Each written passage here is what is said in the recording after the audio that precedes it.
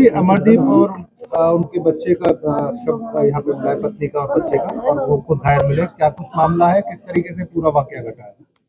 हमें तो देखो कुछ नहीं पता। अच्छा, यहाँ पहुंचे तो क्या जानकारी हुई आपको? यही जानकारी हुई, वहाँ फोन गया कि मार दिया, बस गोली मार दी। हम तो आ गए तुरंत, विवेकानंद नगर से आ गई। अच्छा, क्या कुछ लग रहा है आपको, कौन लोग हैं इसके पीछे? या भैया हमारा तो कोई दुश्मन नहीं है, बाकी इससे पूछते थे, बता ऐसी कोई बात होती है तो जब आते खुशी मिलता था हमें। अच्छा, कुछ समय से परेशान चल रहे थे? देखो ऐसी कोई बताया जा रहा था कि काफी उधार का पैसा हो गया था, इसको लेकर परेशान। हाँ, ये परेशानी ये बच्चे कहाँ बड़े बुजुर्गों को बताते हैं। हाँ, ये कहाँ बताते हैं, बाकी हो गया परेशानी। अच्छा, इस बात का भी कयास लगाया जा रहा है कि शायद उन्होंने ही काम किया, उसके बाद खुद सुसाइड। देखो हमारे परिवार में ऐसे संस्कार तो नहीं है, जिंदे जी मुकाबला करो किसी का, ऐसा तो कुछ नहीं है ना कोई। उनकी मैं उनकी बुआ हूँ, मेरा बड़ा भतीजा है। क्या नाम है बुआ जी आपका? संतोष।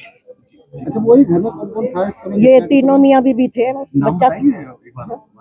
नाम बताएंगे तीनों का? नाम बच्चों इनका अमरदीप, उसका भतीजे का, बहू का नाम सोनू, और लड़के बच्चे का नाम विनायक। बेटा कितने साल का था उनका? बेटा 11-12 है, 10-11 के बीच में ही था। बूढ़ी अम्मा जिस वारदात के बारे में कैमरे पर खुलासा कर रही हैं वो बेहद ही दिल दहलाने वाला है, जिसे अंजाम दिया गया है गाजियाबाद के महिंद्रा एन्क्लेव इलाके में। इसी सोसाइटी के ई ब्लॉक में उस वक्त हड़कंप मच गया जब एक महिला और उसके बच्चे की लाश उन्हीं के घर में पड़ी मिली। आनन फानन में पुलिस को सूचना दी गई। फौरन पुलिस मौके वारदात पर पहुंची और डेड बॉडी को पोस्टमार्टम के लिए भेज दिया। यहाँ पर यह मामला खत्म नहीं हुआ। जांच के दौरान पुलिस को इसी घर के एक कमरे में 39 साल के एक और व्यक्ति लहूलुहान हालत में पड़े मिले। फौरन पुलिस ने उन्हें हॉस्पिटल में एडमिट कराया। थाना क्षेत्र कबीरनगर में महिंद्रा एन्क्लेव के बी ब्लॉक में अमरदीप शर्मा के घर में अमरदीप शर्मा घायल हालत में और इनकी पत्नी सोनू और इनका पुत्र विनायक जो मृत अवस्था में मिले हैं। घटनास्थल का निरीक्षण किया गया। फोरेंसिक टीम मौके पर है। प्रथम दृष्टया घटना के विषय में ऐसा प्रतीत होता है कि अमरदीप शर्मा ने अपनी पत्नी और बच्चों को मार करके खुद सुसाइड करने की कोशिश की। अमरदीप शर्मा घायल अवस्था में हॉस्पिटल में है।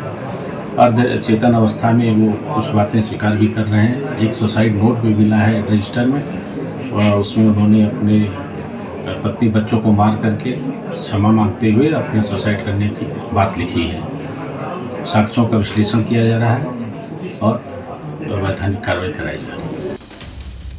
अभी पुलिस अधिकारी जिस अमरदीप के बारे में खुलासा कर रहे थे, चलिए हम आपको उनके बारे में विस्तार से बताते हैं। पहले आप ये तस्वीर देखिए। इस तस्वीर में अमरदीप अपनी पत्नी और परिवार के सदस्यों के साथ नजर आ रहे हैं और ये है अमरदीप का 11 साल का बेटा। पुलिस के मुताबिक अमरदीप के घर में एक सुसाइड नोट भी मिला है जिसमें कर्ज से परेशान होकर वारदात को अंजाम देने की बात लिखी गई है। दरअसल 15 मार्च की दोपहर को कबीरनगर थाना पुलिस को एक कॉल आया जिसमें कारोबारी अमरदीप के घर पर लहूलुहान पड़े होने और उनकी 35 साल की पत्नी सोनू और 11 साल के बेटे की लाश पड़े होने की सूचना मिली, जिसके बाद स्थानीय पुलिस मौके पर पहुंची। घर का दरवाजा किसी तरीके से खोलकर पुलिस अंदर दाखिल हुई। पुलिस को घर में एक महिला और बच्चे का शव पड़ा मिला, जबकि घर में रहने वाले हिमाचल के कारोबारी घायल लहूलुहान पड़े हुए थे। दोनों शवों को पोस्टमार्टम के लिए भेजा गया, जबकि घायल कारोबारी को अस्पताल में एडमिट कराया गया। पुलिस की जांच में सामने आया कि पिछले कुछ सालों से अमरदीप आर्थिक तंगी से जूझ रहे थे। उनके ऊपर लाखों का कर्जा था। कर्ज से परेशान होकर अमरदीप ने अपने परिवार को मौत के घाट उतारने के बाद खुद को भी मौत के हवाले करने की योजना बनाई। इसके बाद अमरदीप ने कागज काटने वाले ब्लेड से अपनी पत्नी और मासूम बेटे पर वार कर उसकी जान ले ली। इसके बाद अमरदीप ने कागज काटने के ब्लेड से अपनी पत्नी और मासूम बेटे पर वार कर उनकी जान ले ली। इसके बाद खुद को भी मारने की कोशिश की। ये सारी बातें अमरदीप ने सुसाइड नोट में लिखी हुई हैं।